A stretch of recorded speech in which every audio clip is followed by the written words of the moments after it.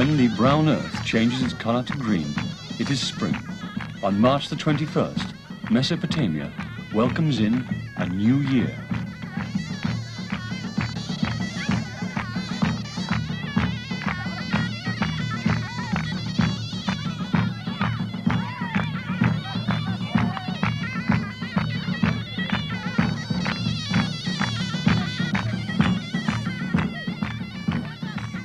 For the Kurds, who are nomads engaged in farming, the time when the prairie turns to green is a new spring. They leave their houses, go to the fields, stay there all day and sing and dance in the vast prairie, which is their stage.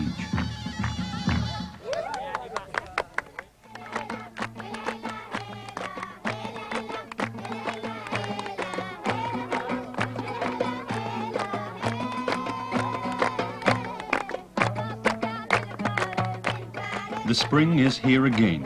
Horses and sheep have given birth to colts and lambs. Girls have blossomed. All are the gifts of Allah.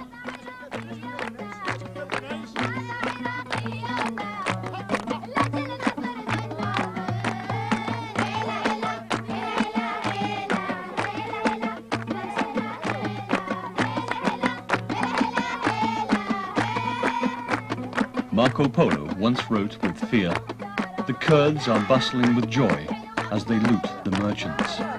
But this is a story of bygone days. The young Kurds today are all light-hearted and cheerful, and their spring dance appeared to be a sign to welcome us, the Silk Road team, to Mesopotamia.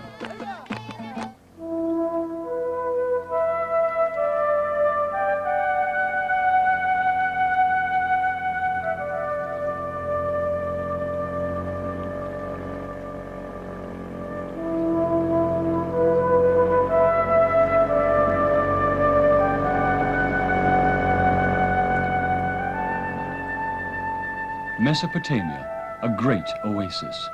Spreading to the south is the world of water and reeds, and nothing else. A marshland. A vast riverside district in the heart of this perfectly flat land of the Mesopotamia prairie, created by the Tigris and the Euphrates, which run forever broader. Its area is said to be 15 or 20 times as large as Lake Biwa, the largest lake in Japan.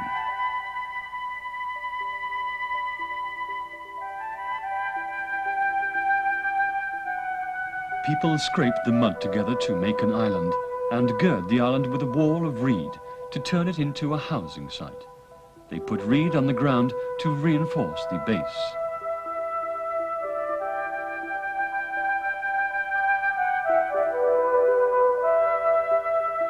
These are the semi-cylindrical houses, many of which are standing in the marshland.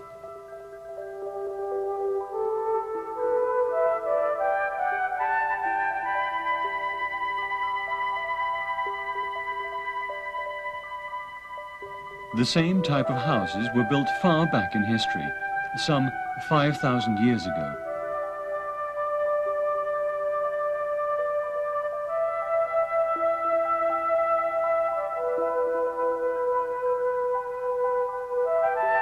Among the carvings left by the Sumers, who shouldered the dawn of civilization, we find the same cylindrical house we now see right in front of us.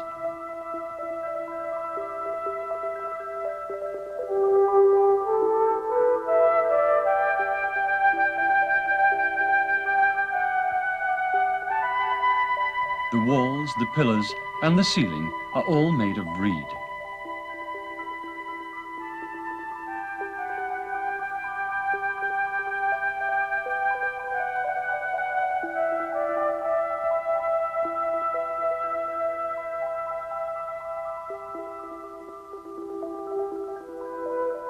We were ushered into the drawing room.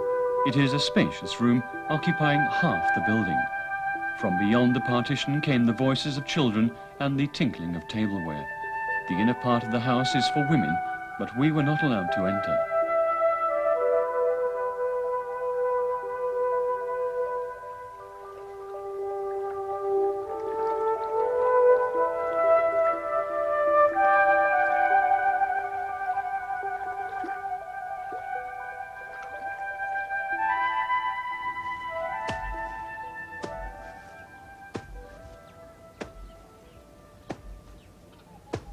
The man who is cracking reed is the master of the house. His name is Hashim. A mat is being woven. The entire family turn out in full force to engage in this work, by which they can make their living. The women dressed in dark clothes are Hashim's wives. This is his first wife. She is 34 years old.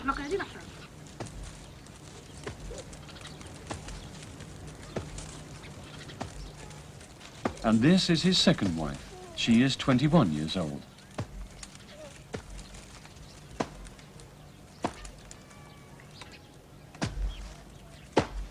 It is the pride of men in the marshland to have 2 or 3 wives. It is written in the Quran too. You may have 2, 3, or 4 wives as you please, but be sure to give them equal treatment.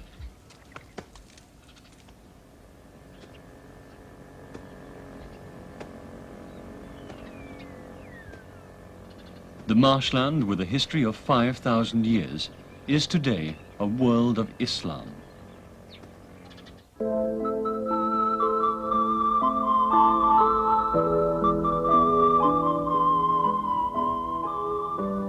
We headed for Baghdad, with Chang'an in the east and Byzantium in the west. Baghdad is situated in the middle. Established in the 8th century as the capital of the Abbasids dynasty, Baghdad flourished with all its glory as the largest city in the Islamic sphere. The birthplace of the well-known 1001 Nights.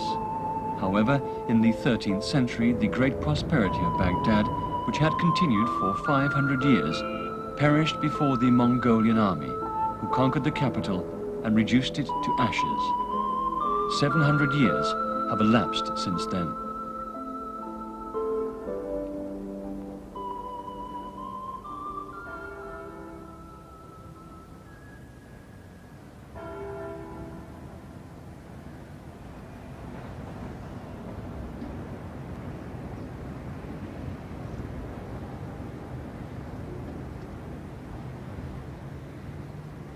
Baghdad today is the capital of the Republic of Iraq, a large city with a population of 3 million.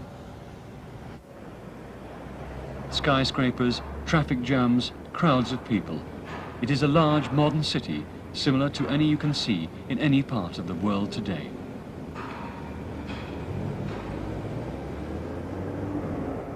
Baghdad is now in a great construction boom. It is in the midst of overall reconstruction. Visitors can hardly feel the presence of war between Iraq and Iran. Everything is now being renewed in Baghdad.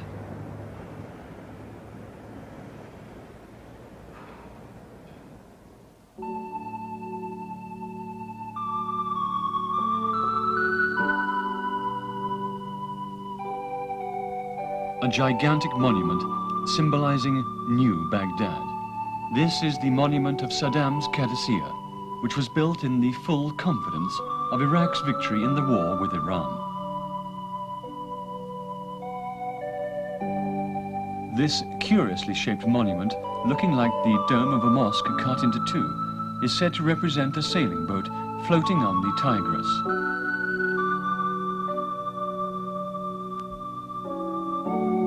It seems to have been erected in prayer for the abundant blessings of the Tigris and the permanent peace, which the people liken to the flow of their river.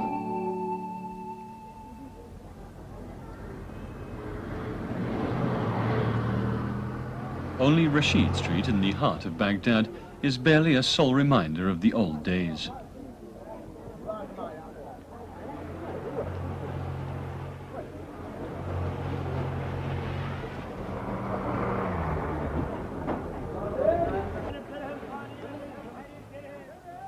Bazaars in the square are as busy as ever.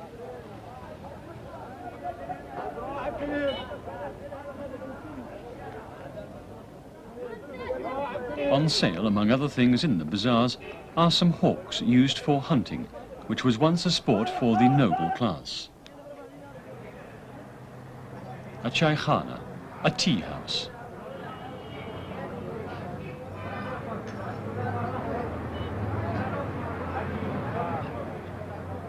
Over a cup of tea, which is a kind of black tea, men talk on for hours.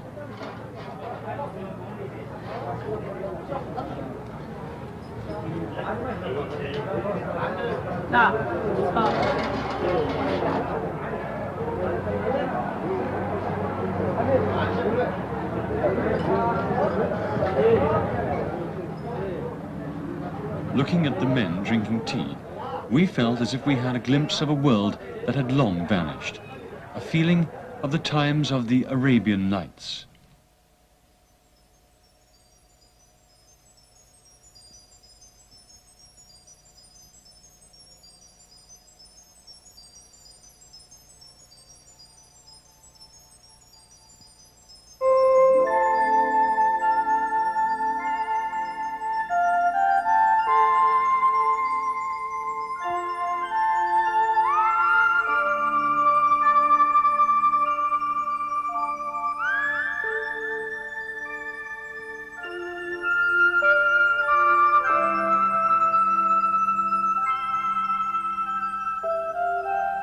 Mesopotamia. Mesopotamia means a land between two rivers. With the Tigris as father and the Euphrates as mother, the land of Mesopotamia is an endlessly expanding prairie. From Baghdad, the two rivers flow on for a distance of some 600 kilometers until they join and pour into the sea.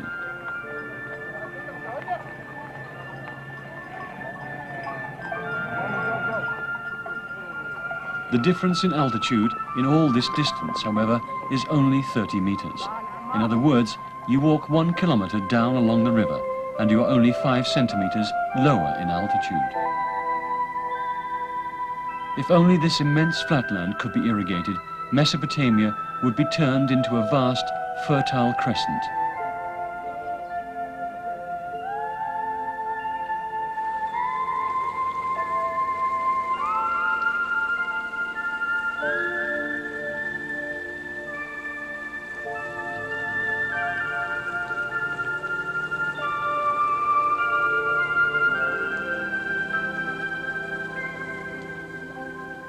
This wheel is drawing water from the Euphrates.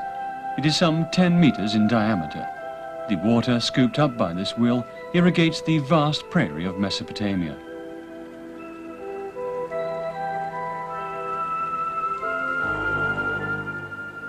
In all ages, irrigation and flood control have been the major concern of the rulers in Mesopotamia. It was said that their failure in maintaining waterways would lead to the fall of their dynasty.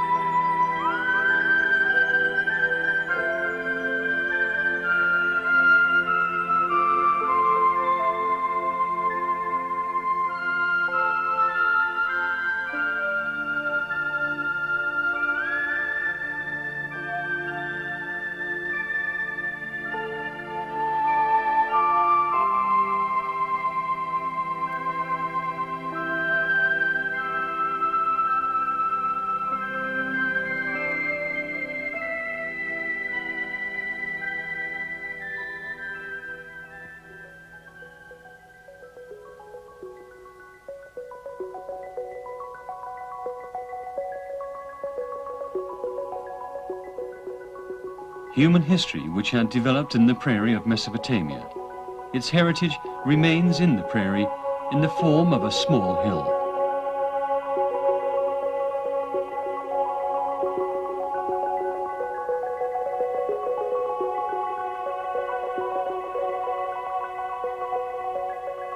A sacred tower called ziggurat with a god shrine on top is something unique to Mesopotamia. In Mesopotamia, where no natural hills or mountains are found, the ancient inhabitants had to create heights for themselves, to show off their power and to get nearer to their gods.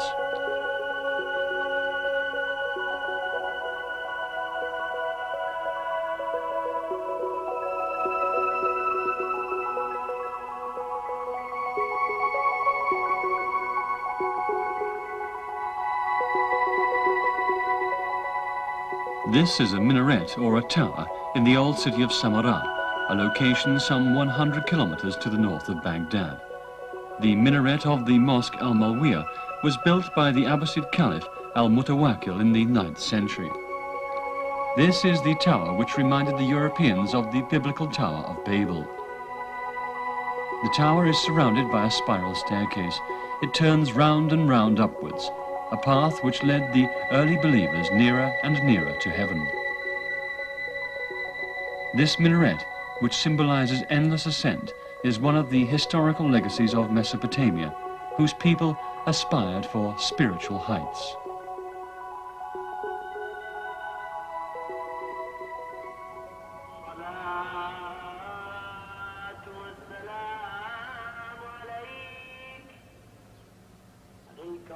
Since the 7th century, Muslims were creating heights everywhere. This great minaret rises in the heart of the city skyward, drawing a spiral line. The 52-meter tall tower is the symbol of Mosul, which is the central city in the north of Iraq.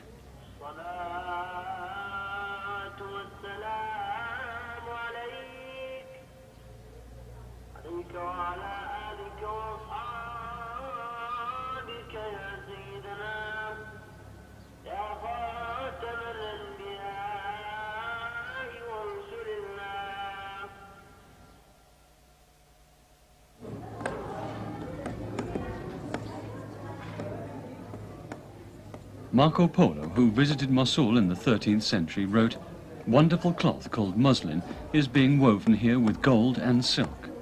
The name muslin is familiar to our ears. The tradition of weaving muslin cloth, which made the name of Mosul famous, has thus been handed down, as you can see in this Arab carpet factory."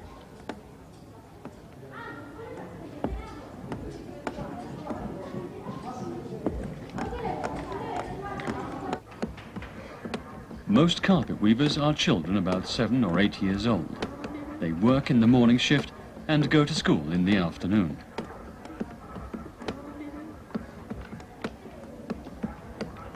This little girl, wearing a dress made of colorful cloth, which resembles the one referred to by Marco Polo as muslin, manipulates the threads with surprising dexterity.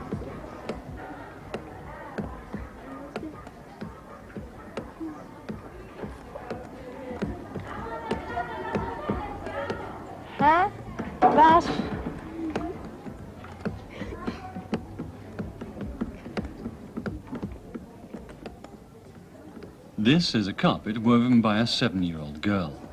All the children we met on the Silk Road are skillful craftsmen.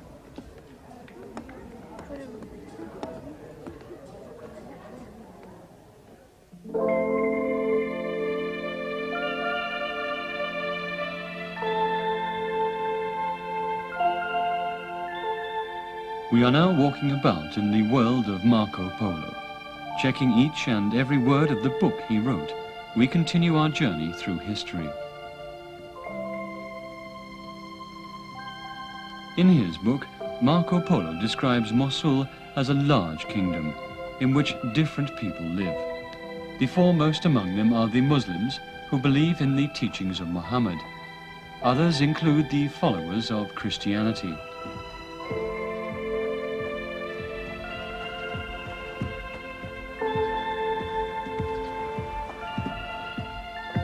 In the mountain 30 kilometers to the north of Mosul, we found a monastery which looked exactly like the one described in Marco Polo's book.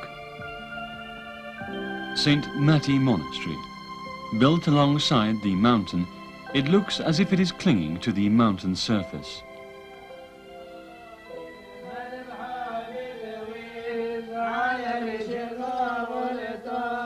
The history of this monastery is very old. It dates far back to the 4th century. 2 old Bibles are preserved in this monastery as treasures, which witnessed that ancient history.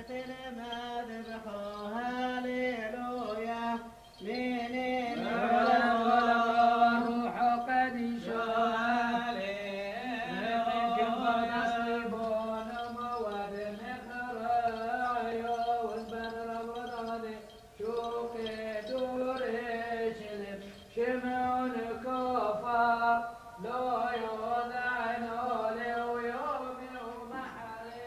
This is the Bible made of sheepskin.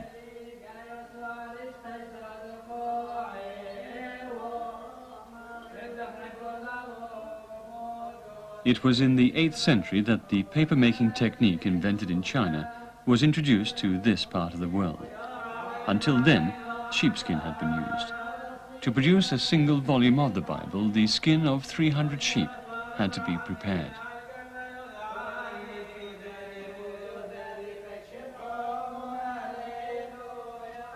This is the Bible made of jute paper, involving the technique brought from China. The paper-making technique invented in China was introduced to the Western world via the Silk Road.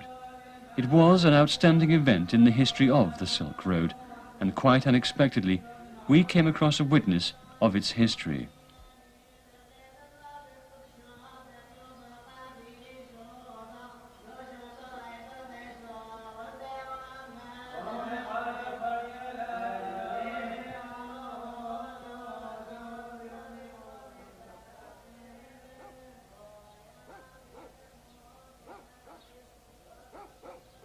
Just below the monastery, we were able to see a small village consisting of some 40 houses. Mergi village. All the villagers here are Christians.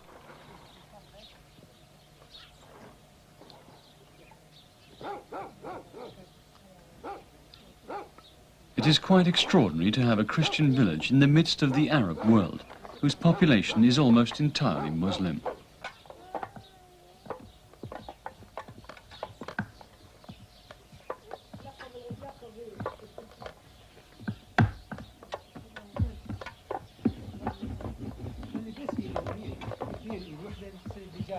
Village women are preparing food. The villagers even eat pork and drink liquor, which the Muslims never touch. Women here are colourfully dressed. As they are Christians, they don't have to wear dark-coloured chadars or to cover their faces.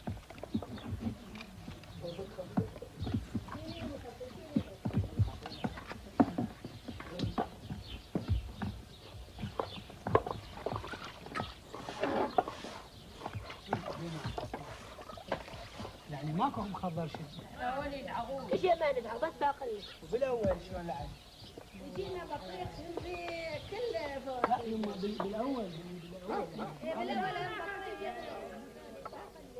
We saw the Christian village, Mergi, living just as it did in the age of Marco Polo.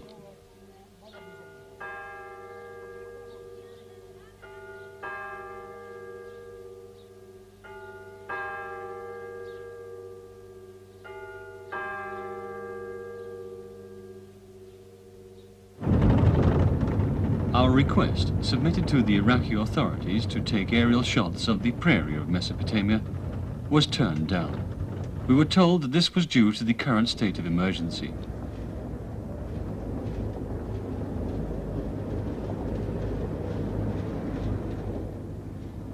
There was nothing else we could do but keep on driving.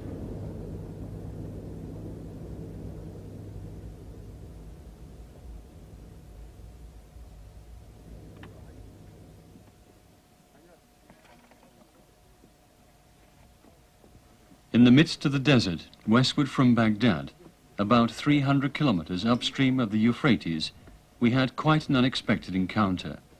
We found a group of Japanese scientists from Kokushikan University.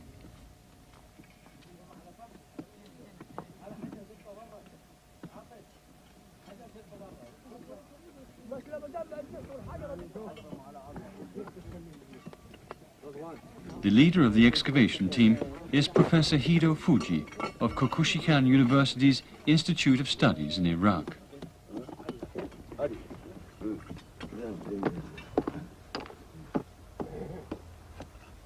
Yeah,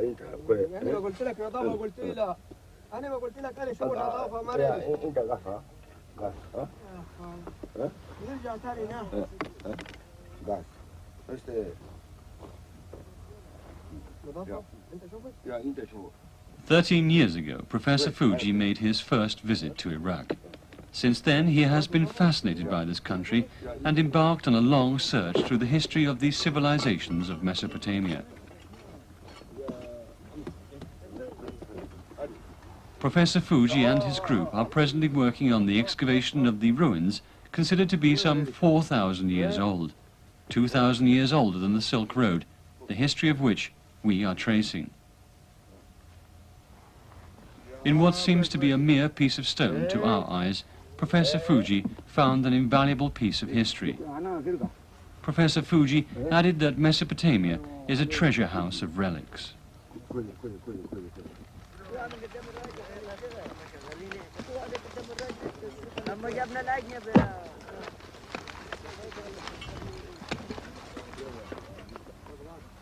Professor Fuji added that by digging up the ancient ruins, we can shed more light on the chronological records of mankind. A single piece of earthenware can lead us to a great discovery which may completely bring about the rewriting of our history of a certain period. Professor Fuji concluded that he could not trade this feeling of excitement and constant anticipation for anything else.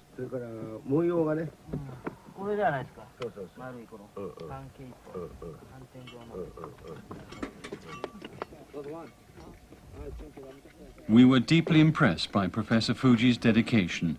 He lived in a tent on location and continued relentlessly digging in the desert throughout the day in the scorching heat.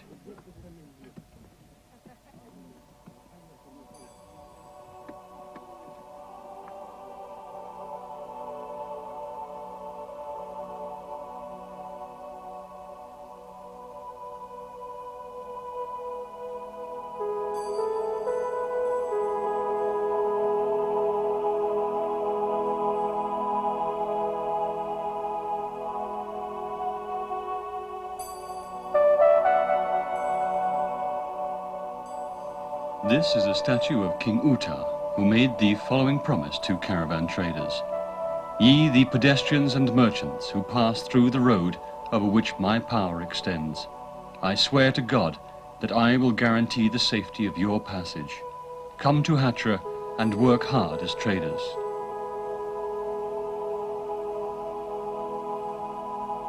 Hatra, the city of caravans. We cannot talk about the Silk Road without referring to Hatra.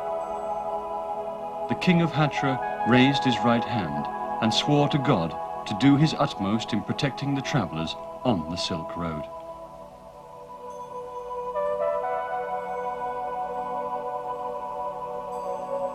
If you are attacked by a burglar, I'll have my right hand cut off to expiate myself. So swears each of the statues of Hatra, raising its right hand.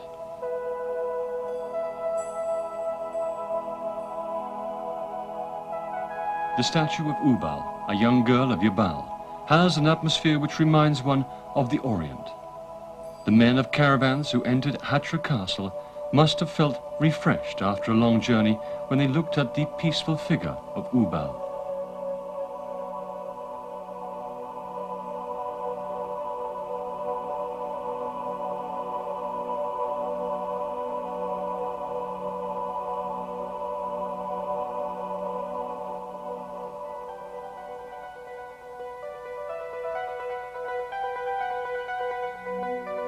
From China and India, the caravans journeyed westward, crossing the south road of Iran under the scorching sun, the same route which we have followed, and continued their journey towards the Mediterranean.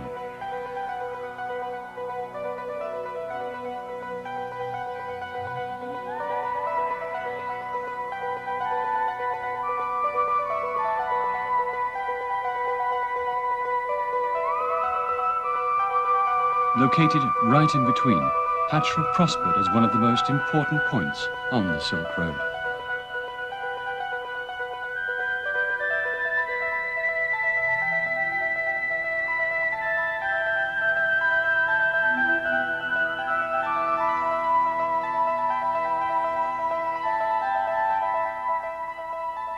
Hatra, a caravan city. It was at the peak of prosperity around the 1st and 2nd centuries. In China, it was the later Han era when the brave General Ban Chao sent his messenger Gang Ying to Rome, from where the Emperor Marcus Aurelius dispatched a messenger to Chang'an.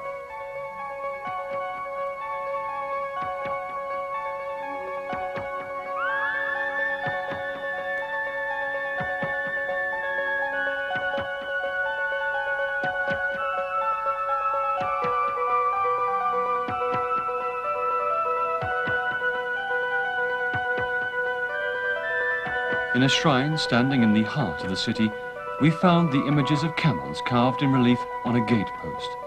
A city of caravans and the carvings of camels are quite becoming. A suckling baby camel reminds one of the peaceful oasis on the Silk Road. Hatra is indeed a great oasis on the Silk Road. The kings invariably gave top priority to the safety of the caravans because without their trade, there would be no prosperity in the city.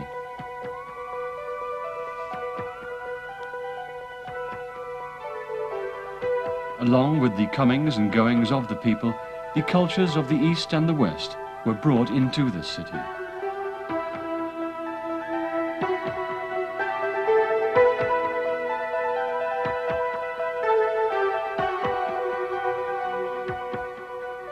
This is the Sun Shrine, where the almighty ruler, the sun, is enshrined.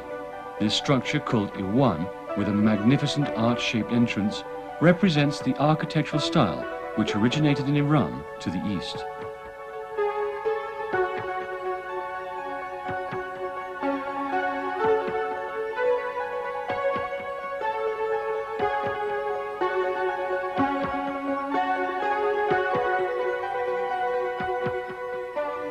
This image of a human face reminds one of the Western world.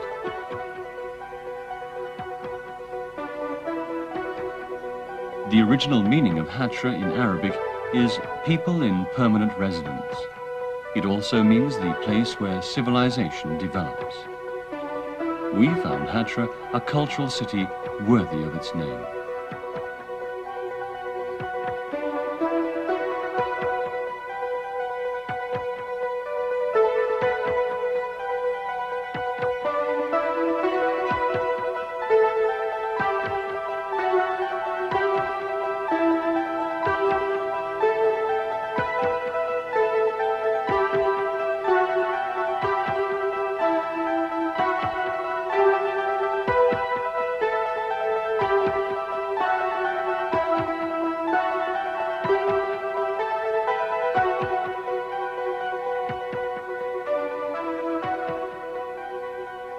We marveled at the beauty of the statue of Venus, which is said to have been excavated from the well by the shrine.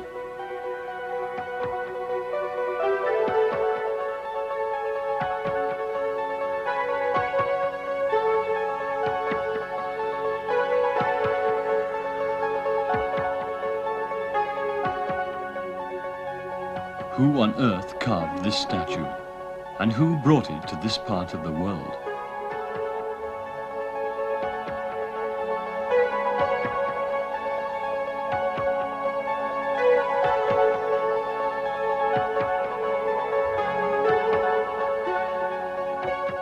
Excavation in Hatra is being continued.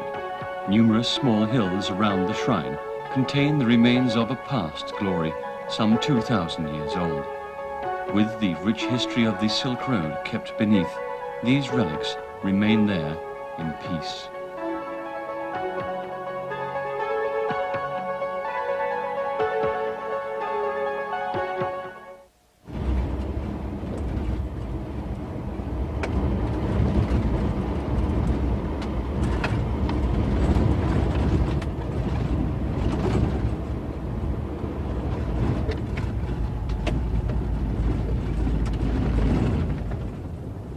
An ambitious project of constructing the long expressway number 1 is now in progress. It starts in Basra and continues to Baghdad, then runs straight through Syria towards the Mediterranean. The construction of this road, which may be called a modern Silk Road, has been completed up to a point 150 kilometers west of Baghdad.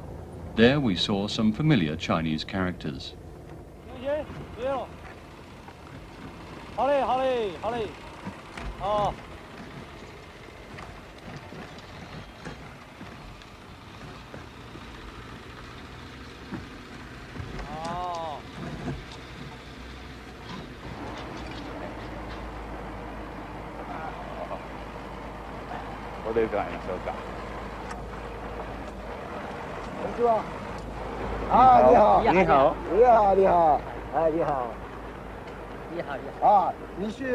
中国人吗？中国的。啊，中国人ですか？啊，中国人ですね。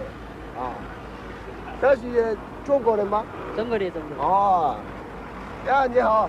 你好，你好，你好，你好，你好，你好，呀，你好，你好，你好，啊，辛苦了，辛苦辛苦，你们也辛苦，辛苦了。帽子ちょっと取ってください。哎，这个才是这个太阳。ルディアは？ルマ？ルマ？ルとル。啊，こんにちは。你好，你好。あなたの国はどこですか？你的老家在哪里？ When we interviewed the workers, we found out that they are all Chinese. 中国成都，成都，山东，哎，四川，四川，哎，四川，四川，四川，四川，哦，四川ですか？你的老家在哪里？中国のふるさとどこですか？老家在西安。西安啊？在西安。哦，我也一样，在西安。西安，西安。啊，我们几个都是西安。西安ですか？そうすると昔の長安ですね。And more interestingly, some of them come from Xi'an, which in the Silk Road days was called Chang'an. The coincidence was somehow quite significant. 你们很辛苦。もう大変苦労しました。辛苦了。辛苦。你的工作辛苦吗？可以。可以。在这个地方工作每天还是挺好。あなた方の仕事非常に楽しい毎日ですか？そうですか。どこまで行くんですかこれ？ Here they are, the great-grandsons of the Silk Road travellers, involved in the making of a modern Silk Road.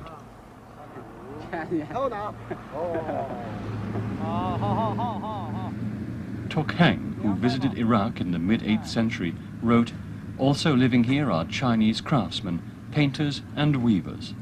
The artists' names are Fan Shu and Liu Si, and the names of the weavers are Li Huan and Lu Li."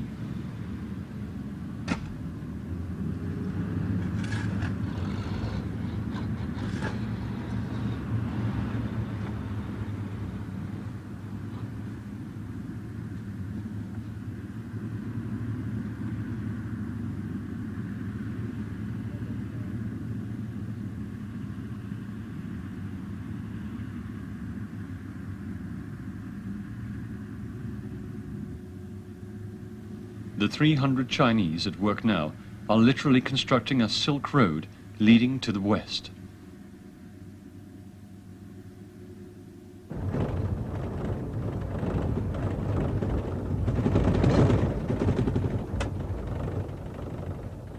At present, no road has been constructed westward from here.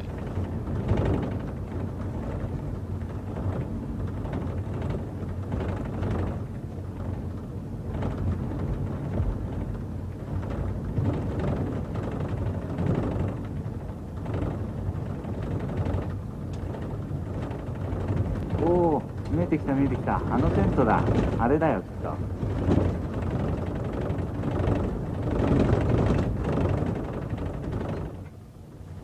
Coming into sight now are the tents of the Bedouins, the inhabitants of the deserts, seen scattered here and there.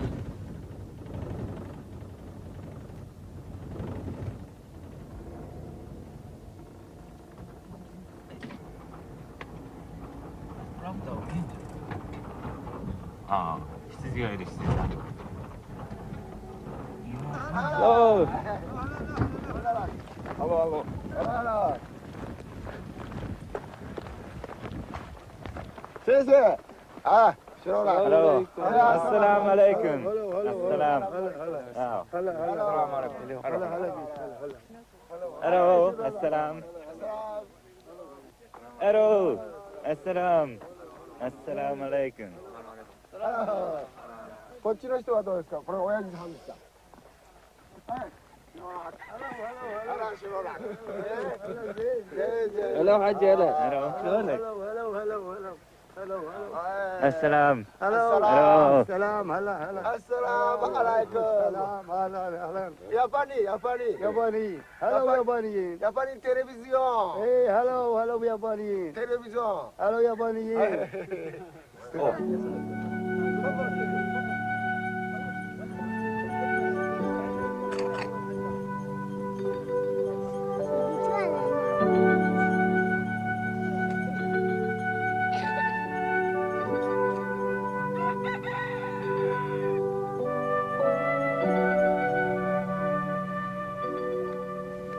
Bedouins are especially hospitable to their relatives and guests.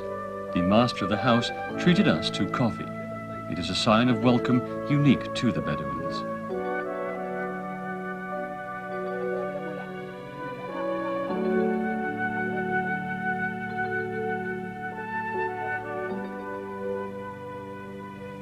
It was Arabian coffee, bitter and strong, and stung the throat.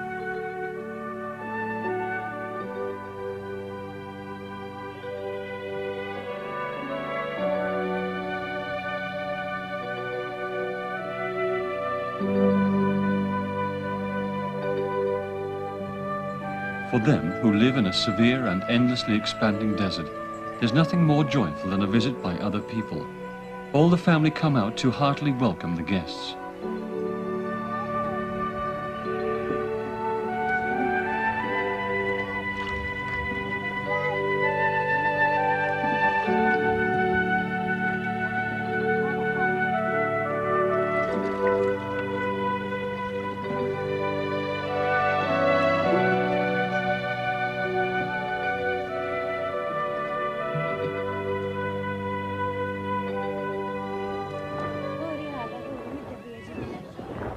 In the bag of cow leather is some sheep's milk.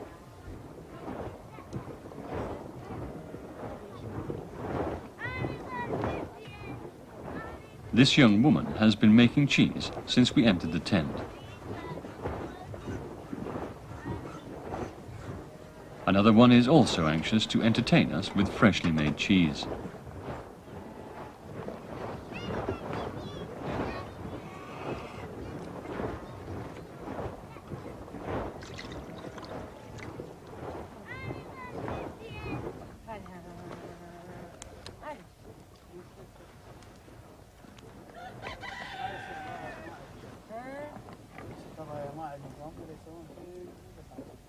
After 2.5 hours of continuous shaking, the cheese is finally ready.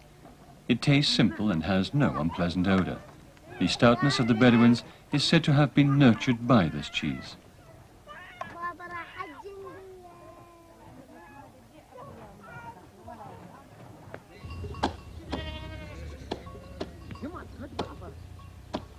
The Bedouin crush coffee beans and grind them for themselves.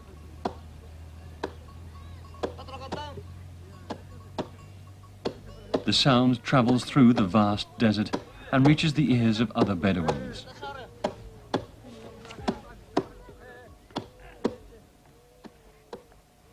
Coffee's ready.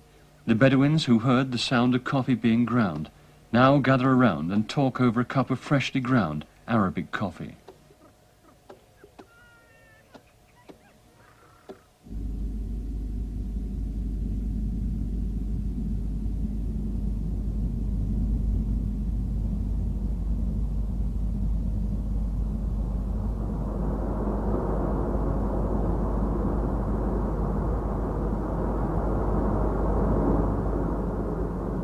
A sandstorm is coming.